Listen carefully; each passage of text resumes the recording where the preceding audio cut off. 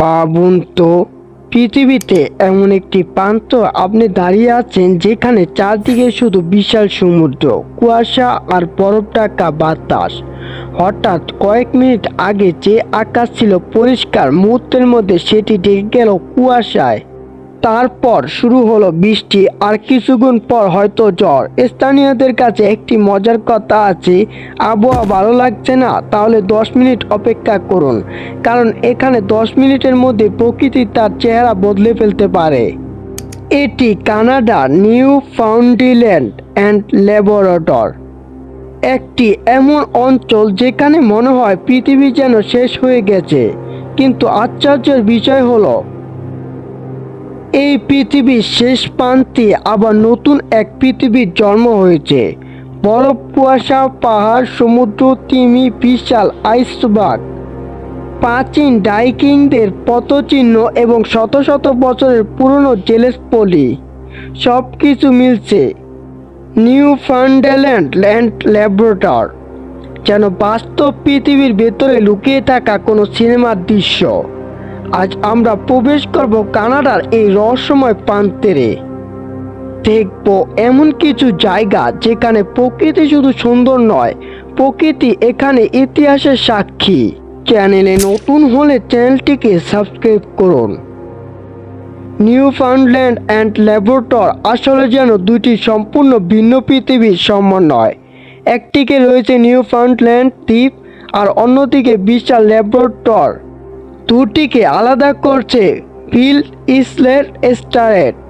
পুরো প্রদেশটির আয়তন 4 লাখ বর্গ কিলোমিটারও বেশি, কিন্তু মজার বিষয় হলো এর বিশাল অংশ ল্যাব্রাডর হলেও অধিকাংশ মানুষ বসবাস করে নিউ ফাউন্ডল্যান্ড দ্বীপে, কারণ ল্যাব্রাডর এর বিস্তীর্ণ এলাকা পাহাড়, বন আর দুর্গম প্রান্তরে ভরা, আর নিউ ফাউন্ডল্যান্ড দ্বীপ গড়ে উঠেছে অধিকাংশ শহর, বন্দর এবং অর্থনৈতিক কর্মকাণ্ড।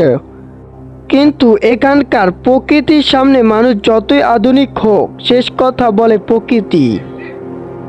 আপনি সকালে ঘুম থেকে উঠে দেখলেন ঝকঝকে রোদ, ভাবলেন আজ দারুণ একটা দিন, কিন্তু কয়েক মিনিট পরেই সমুদ্র থেকে ভেসে আসতে পারে ঘন কুয়াশা, তারপর বৃষ্টি, তারপর আবার প্রচণ্ড বাতাস। এখানকার আবহাওয়া এতটাই পরিবর্তনশীল যে স্থানীয়দের মধ্যে জনপ্রিয় হয়ে গেছে সেই বিখ্যাত 10 মিনিটের নিয়ম। আবহাওয়া পছন্দ হচ্ছে না, 10 মিনিট অপেক্ষা করুন। নিউ ফাউন্ডল্যান্ড এর উপকূলে আবহাওয়া যেন নিজের ইচ্ছা মতো চলে, আর এই কুয়াশা একসময় জেলেদের জন্য তৈরি করেছে ভয়ঙ্কর বিপদ। তবে এই কুয়াশা আজ এই অঞ্চলকে দিয়েছে এক অদ্ভুত রহস্যের সৌন্দর্য। এবার চলুন প্রদেশটির প্রাণকেন্দ্রে, সেন্ট জনস। সমুদ্রের ধারে পাহাড়ের ডালে তৈরি এই শহর দেখলে প্রথমে চোখ পড়বে রঙিন কাঠের বাড়িগুলো, লাল, হলুদ, নীল, সবুজ, মনে হবে কেউ যেন পাহাড়ের গায়ে বিশাল রঙের বক্স সাজিয়ে রেখেছে। কথিত আছে ঘন কুয়াশার মধ্যে সমুদ্র থেকে ফিরে আসা জেলে দূর থেকে যেন নিজেদের বাড়ি চিনতে পারে, তাই বাড়িগুলো এত রঙিন। যদিও বাস্তবে এই উজ্জ্বল রঙের জনপ্রিয়তা অনেক পরে শহরকে নতুন করে সাজানোর অংশ হিসেবে ছড়িয়ে পড়ে। আজ এই রঙিন বাড়িগুলো সেন্ট জনস এর অন্যতম পরিচয়। আর শহরের আরেকটি বিখ্যাত জায়গা হলো জেজ স্টার।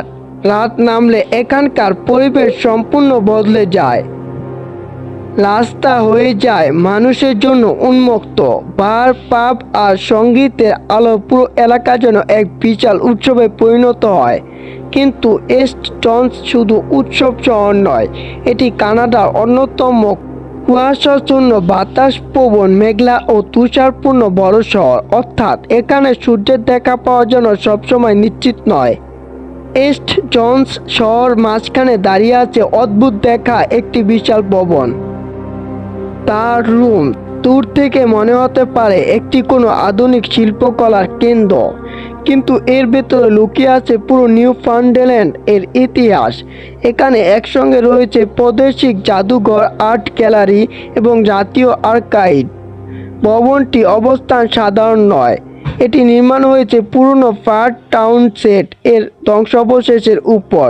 নির্মাণ কাজের সময় মাটির নিচ থেকে বেরিয়ে আসে বহু পুরনো সামরিক নিদর্শন। আজও সেগুলো কিছু প্রদর্শিত হচ্ছে। আজকের ভিডিওটি এ পর্যন্তই। দেখা হবে নতুন কোনো ভিডিওতে। চ্যানেলে নতুন হলে চ্যানেলটিকে সাবস্ক্রাইব করুন।